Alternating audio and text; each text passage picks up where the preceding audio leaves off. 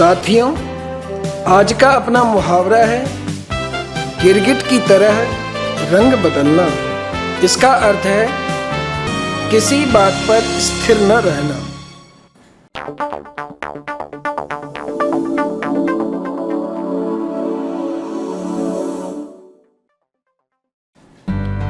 गिरगिट एक ऐसा प्राणी है जो समय के अनुकूल अपना रंग बदलता रहता है। कई लोगों की भी ऐसी ही प्रवृत्ति होती है जो समय के अनुसार अपने आप को बदलते रहते हैं, कभी किसी बात पर स्थिर नहीं रहते। शायद गिरगिट के स्वभाव से मनुष्य का स्वभाव मिलता जुलता है, इसीलिए यह मुहावरा प्रचलित हो गया होगा, गिरगिट की तरह रंग बदलना। अब इस मुहावरे को वाक्य में प्रयोग करके देखते हैं। पहला वाक्य है, नेताओं पर कभी भी विश्वास मत करना, वे तो गिरगिट की तरह रंग बदलते रहते हैं। इस वाक्य में एक विशेष बिरादरी पर व्यंग्य किया गया है जो अपने व्यवहार से समाज में बदनाम है। जब उनको जरूरत होती है तो बेटा बन जाते हैं और जब काम निकल जाता है तब बाप बन जाते हैं। कभी भी किसी बात पर स्थिर नहीं रहते, इसीलिए लोग कहते हैं कि इनका रंग कब बदल जाए कहा नहीं जा सकता। अब दूसरा वाक्य देखिए, गिरगिट की तरह रंग बदलने से काम नहीं चलेगा, समझे। गलती की है तो सजा भुगतनी ही पड़ेगी। इसमें एक गुनहगार को डांटा जा रहा है।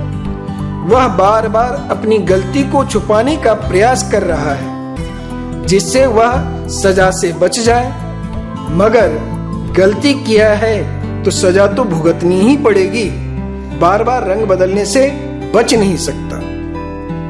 तीसरे वाक्य में देखिए, माई बाप मेरे ऊपर रहम करो, मैं गिरगिट की तरह रंग नहीं बदल रहा, मुझे तो जबरदस्ती फंसाया जा रहा है।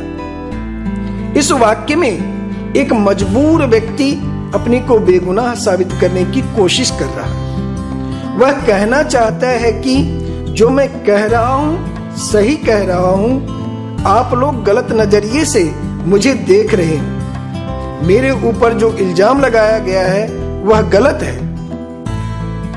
चौथे वाक्य में देखिए, गिरगिट की तरह रंग मैं नहीं आप बदल रहे हैं दरोगा साहब, पार्टी देखकर आप न्याय करते हो। इस वाक्य में आक्रोश का भाव है। कानून के रखवाले को ही यहां दोषी बताया जा रहा है, कारण दरोगा जी व्यक्ति को देखकर न्याय करते हैं, इसीलिए वह कहता है कि मैं तो अपनी बात पर अडिग हूं, पर आप ही बार बार बात बदल रहे।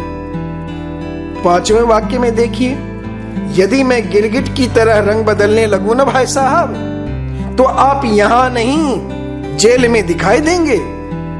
इस वाक्य में धमकी का भाव है तो साथ में सलाह की भी झलक है।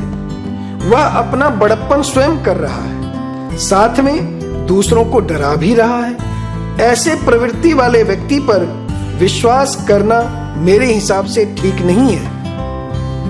इस तरह हमने देखा कि मुहावरों के माध्यम से हम दूसरे को सलाह भी देते हैं तो धमकी भरी बातें भी कह देते हैं। इसी बात को यदि सीधे सीधे कहें तो अगला नाराज भी हो सकता है, परंतु जब हम मुहावरों के माध्यम से उसी बात को कहते हैं तो उसे सोचना पड़ता है कि अगले ने क्या कहा।